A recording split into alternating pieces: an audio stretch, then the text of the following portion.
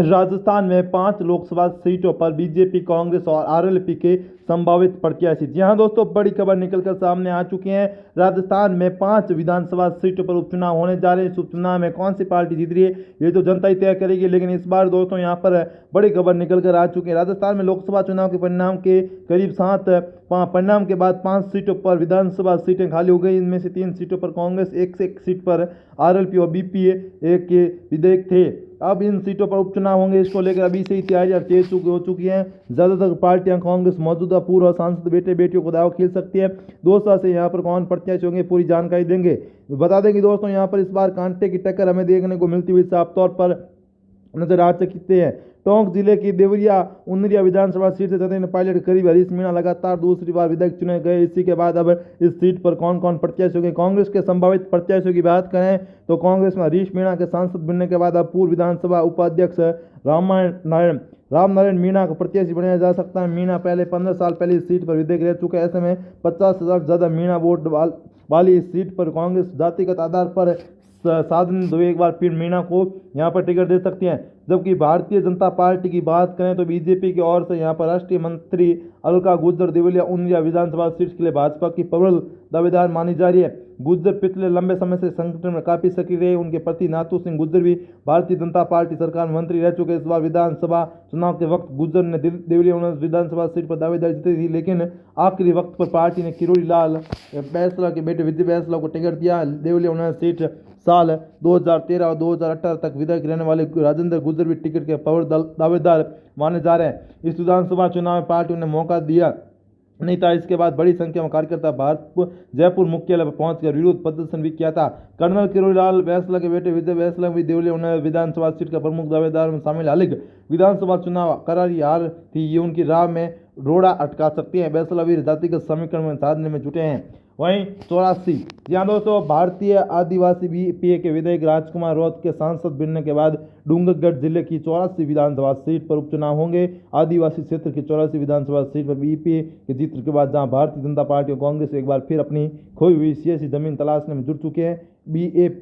BAP के नेताओं की जीत की हड्डी लगाने की तैयारी शुरू कर दी है। कांग्रेस के संभावित उम्मीदवार वहीं कांग्रेस पूर्व सांसद ताराचंद भोगरी या उनके परिवार किसी भी अन्य सदस्य को मौका दे सकते हैं। भोगरी परिवार 84 विधानसभा क्षेत्र में काफी मजबूत पकड़ रखते हैं। ऐसे में अगर ताराचंद किसी कारण चुनाव नहीं देते तो कांग्रेस उनके भतीजे रूपचंद को यहां पर टिकट दे सकते हैं। जबकि अगर भारतीय जनता पार्टी की बात करें तो पूर्व विधायक सुशील कटारिया एक बार फिर 84 विधानसभा सीट से उम्मीदवार बनाए जा सकते हैं। कटारिया संघ और भाजपा में काफी पकड़ मजबूत है, लेकिन लगातार 2 चुनाव हार का टैग उनके लिए परेशानी खड़ी कर सकता है। ऐसी स्थिति में कांग्रेस भाजपा ने आए चिल्लाते हुए मैं प्रधान महेंद्र बेजोड़ और रीम से भाजपा पूर्व प्रधान नाथूराम परमार को इस बार टिकट दे सकते हैं। बीएसपी से संभावित उम्मीदवार वहीं भारतीय आदिवासी पार्टी की अगर बात करें तो मौजूदा विधायक राजकुमार रौत के बाद पोपटलाल खोरिया को उम्मीदवार बनने का मंथन करा। राजकुमार खोरिया 84 सबसे ज्यादा सक्रिय नेताओं में से एक या उनकी पत्नी को भी यहां पर टिकट दिया जा सकता है। कांग्रेस की बात करें तो ओली परिवार या भाजपा नए चेहरे पर जता सकती है भरोसा। झुंझुनू लोकसभा सीट से जीतकर कांग्रेस के विधायक बजराज ओली सांसद बन चुके हैं। झुंझुनू विधानसभा सीट पर उपचुनाव में कांग्रेस अपने मजबूत किले को बचाने के लिए एक बार फिर ओले परिवार से ही टिकट देने का तैयारी कर रही है। भारतीय जनता पार्टी नए चेहरे को मौका दे सकती है।